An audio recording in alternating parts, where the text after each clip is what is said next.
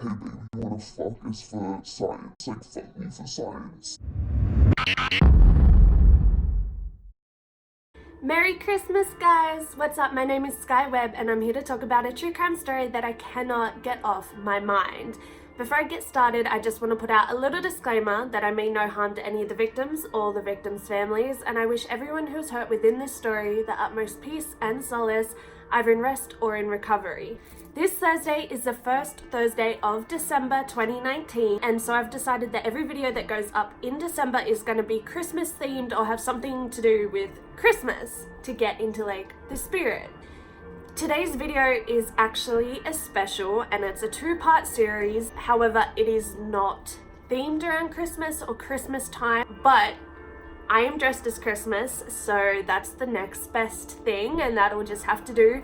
But next week, I promise you, there will be an actual Christmas themed video. So this Thursday's true crime video is absolutely mental, so definitely buckle up. We're going to be talking about another serial killer this week, and that is the infamous clown killer, John Wayne Gacy. Before we jump into it though, I just need to let you guys know that there is mentions of abuse, child abuse, sexual abuse, homophobia, and child molestation. So if you're not into any of those kinds of things or you don't want to hear about it, make sure not to watch this video because it can get a little bit yucky. So John Wayne Gacy was an American serial killer who lived and killed in Cook County, Illinois. He was born in 1942 and then killed by lethal injection in 1994 at the age of 52 years old. Now, Gacy became one of the most infamous serial killers for a couple of reasons. The first reason being that he is the third most prolific serial killer in recent American history. So what that means is basically that his total number of kills is the third highest out of all American modern history. The second reason, and the one that sends chills down my spine, is the fact that John Wayne Gacy had two sort of personas that he liked to play, and that was Pogo the Clown and Patches the Clown. He used to dress up and perform as clowns, and he would do this at charity events and functions and kids' birthday parties, and even went and performed for sick children in a children's hospital. As if that's not the creepiest thing ever. He is literally the reason why people have nightmares about clowns. So as I said, this is a two-part series, and in this first installment, I'm going to give you sort of like an outlook on John Wayne Gacy's earlier life. So it's going to be about his childhood and about the crimes he actually committed before the murders, because he has a string of crimes before he started murdering. So that's all going to be in this video, and then the second video is going to be about the actual murders and the verdict at the end of it. So make sure to go watch that if you want to watch that. Keep watching this if you're interested in what shaped him as a human. So Gacy was one of 3 children, and he was the only son born to John Gacy and Marion Robinson.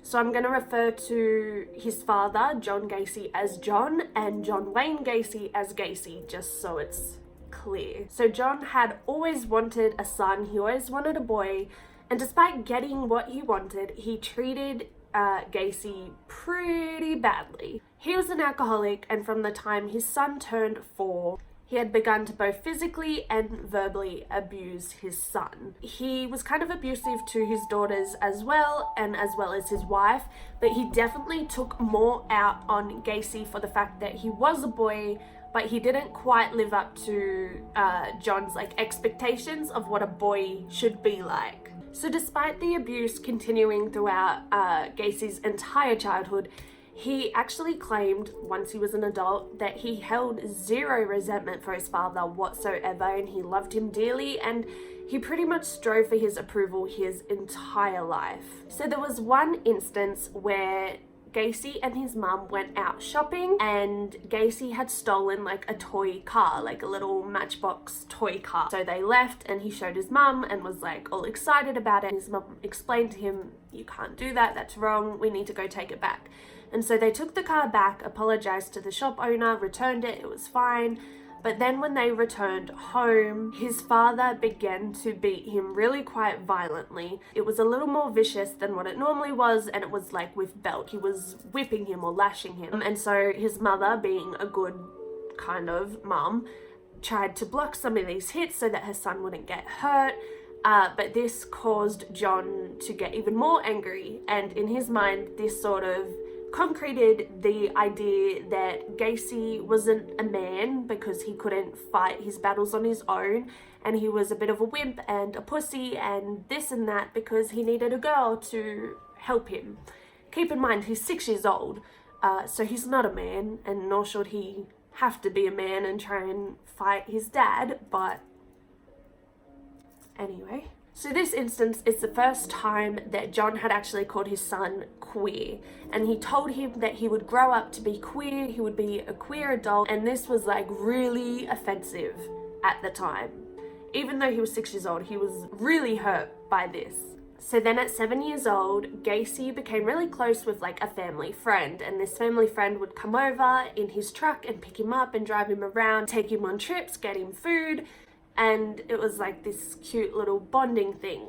But it was at this point that the family friend began to molest Gacy, and this happened on a regular basis at this point.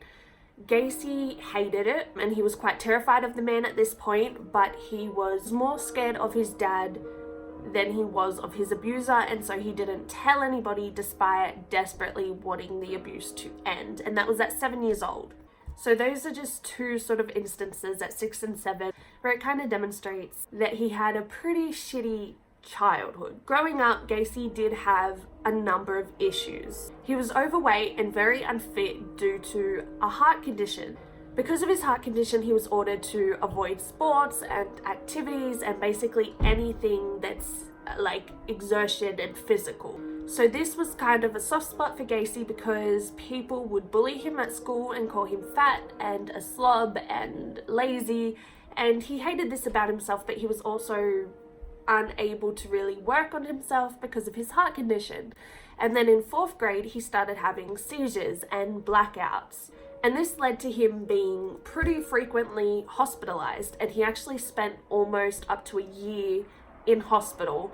But despite that, his dad didn't believe him, and he thought that Gacy had made all this up for attention and for sympathy, and he was very vocal about the fact that he didn't believe his son, which was embarrassing to say the least. But other than that, Gacy was like the picture perfect child. He never got into trouble, he was respectful to his parents, he assisted the teachers and the principal and even the truancy officer and sort of did little tasks for them and was like their assistant. So he was really helpful, he was really quite smart and organized.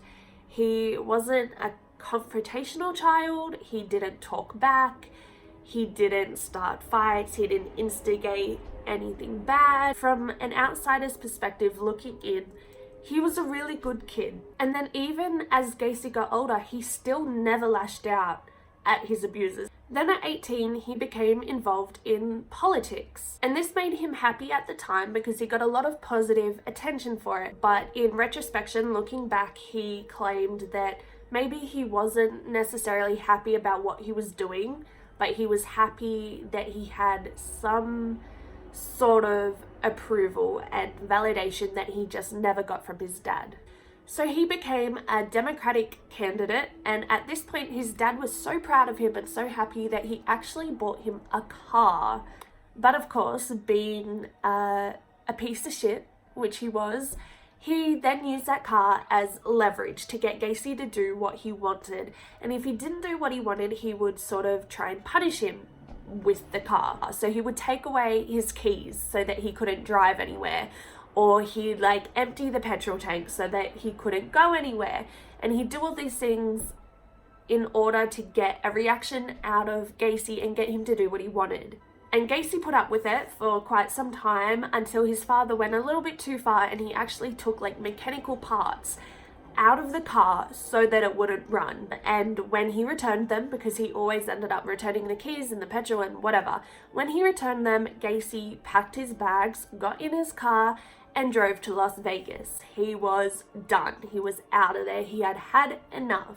So once Gacy was in Las Vegas, he actually became involved in an emergency services job. It had something to do with like an EMT or ambulance. So here's where the story gets a little bit complicated. Some people believe that he did the ambulance thing in Vegas for 3 months until he left and went back to Illinois.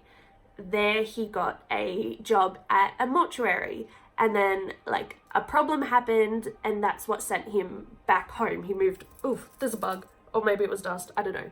So there was a problem at the mortuary, at which point he ended up moving back home, which was also in Illinois, but actually moved into his mum and dad's house. Other people, however, think that the mortuary was in Las Vegas and he stayed there for 3 months, at which point something did go wrong, and then that's what drove him back to Illinois to live with his parents.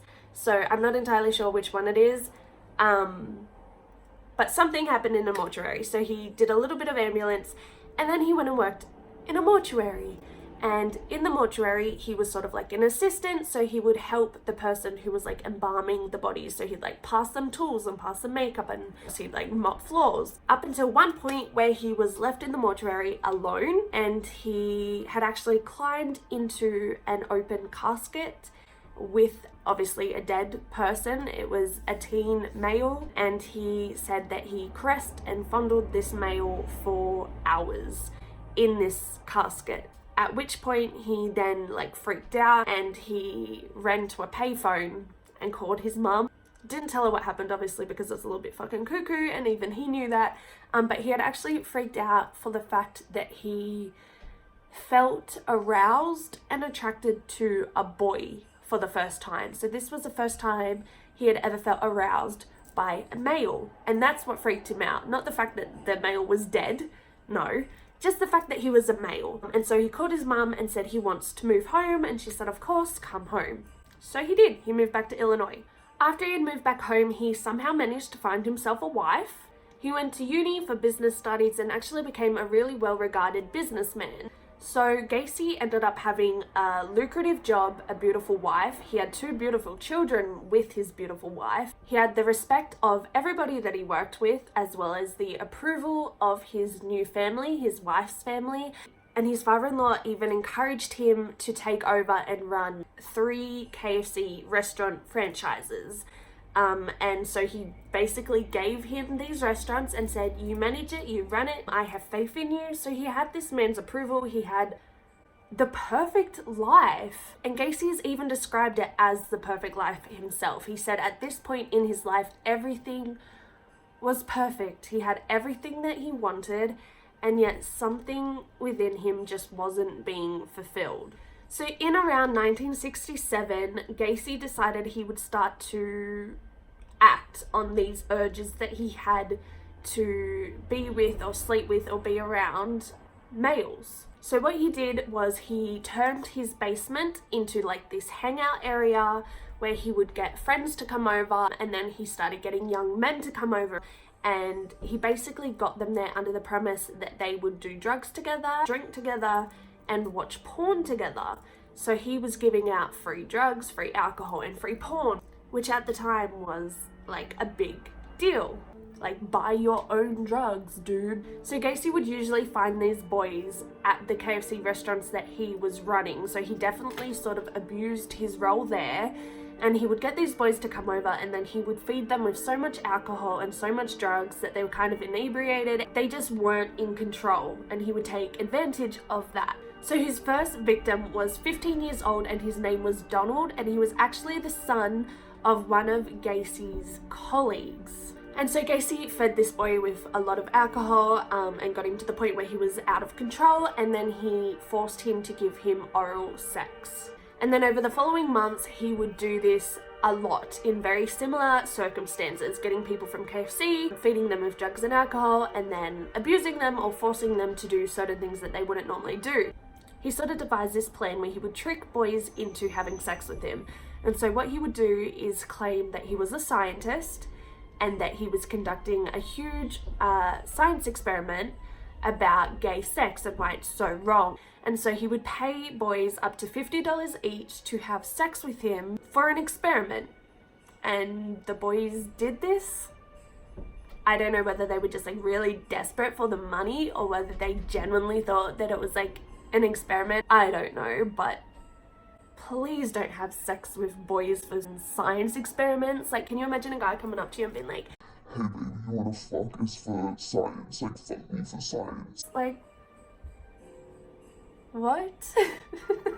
So then his first victim, Donald, actually spoke up about the abuse. He told his dad, and his dad went straight to the police, which, like, round of applause for him, because a lot of people don't speak up, or if they do it in the wrong ways, in the wrong avenues. And the fact that they were colleagues, he could have like confronted him first, but he didn't. He went to the police, and that's fantastic. And so Gacy was arrested and charged with oral sodomy. But then Gacy wasn't impressed with this, and so he paid someone $300 to find Donald, beat him up, and then force him not to testify. Basically scare him out of testifying. But this didn't work because Donald was a smart kid, and so he went straight to the police and told them what had happened. And both the attacker and Gacy were appropriately arrested and charged. So the judge then ordered a psychological evaluation to be carried out on John Wayne Gacy. And he saw some psychologists, and they actually did diagnose him. So they diagnosed him as having antisocial personality disorder, which for those of you who don't know is the technical, like, medical term for a sociopath. Fuck you, Shane Dawson, for making the sociopath like a funny little thing that Jessica down the road has sociopathic tendencies because she's like a cunt. Like, no, like it's a real thing, but anyway. So Gacy was sentenced to 10 years in prison, and from the minute the verdict was announced, his wife filed for divorce, and she was awarded the house, the finances, and the children. So from that point on, Gacy had never seen his wife or his 2 children ever again. In prison, however, Gacy actually kind of flourished. He didn't have a hard time in prison at all, which is surprising for sort of being the timid, quiet kid that he was. He was a model inmate, he was the head cook, and he had joined like a gang. Well, not like a gang, but like a gang. And so he actually recruited so many people, like the numbers flourished in that gang, that like the leaders or whatever rewarded him for getting so many people on board. And like he just had a fantastic time in prison, which is just blows my mind.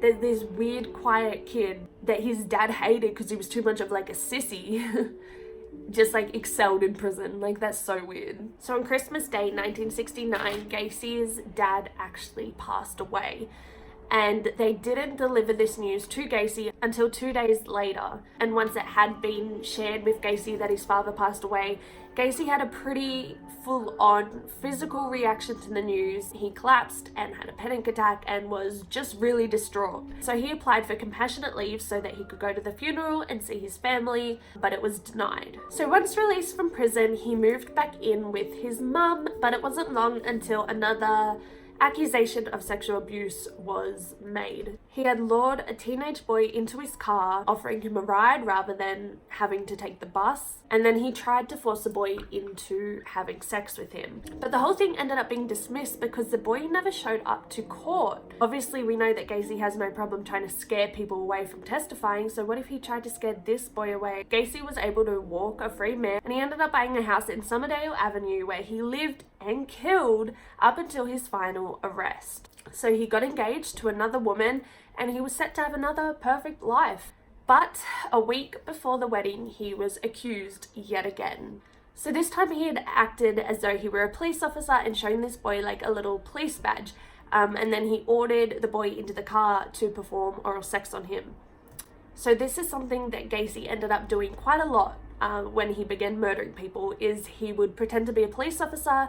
He had this fake badge that he used pretty regularly, and that's how he would get a lot of people to get in the car because they were scared of him. So the charges were dismissed again, but this time it was because the boy who had been assaulted, his family had actually tried to blackmail Gacy. So they basically said, pay us for what you've done to our son, and if you do, we'll drop the case, we'll drop the charges.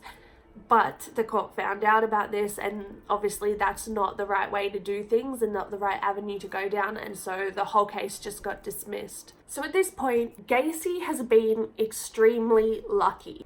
He had abused a lot of people.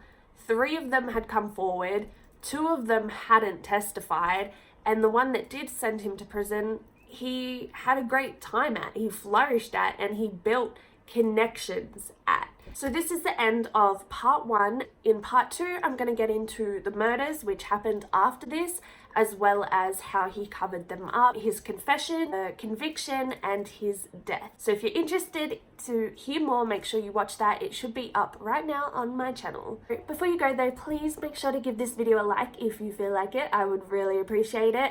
And make sure to let me know what you think about this case down below. What do you think about Gacy's dad treating him the way he did?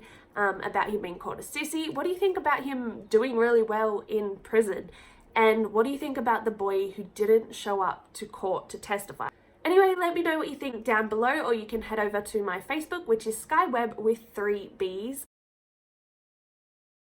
And you can let me know there. Make sure you subscribe to my channel. I post every single Thursday all about true crime videos, and all of December will be Christmas themed. I don't know what this dance is, but I fucking love Christmas. Anyway, thank you guys so much for watching this. I really hope you enjoyed it. This was actually picked by everybody on Instagram, so I hope I did it justice for you guys. Make sure you avoid all KFCs in case creepy guys are the owners. Make sure you buy your own drugs or make your own porn instead of going to creepy men's basements to watch porn and eat drugs. And make sure you always go to your court dates to testify to people. Stay safe. Thank you for watching. Bye.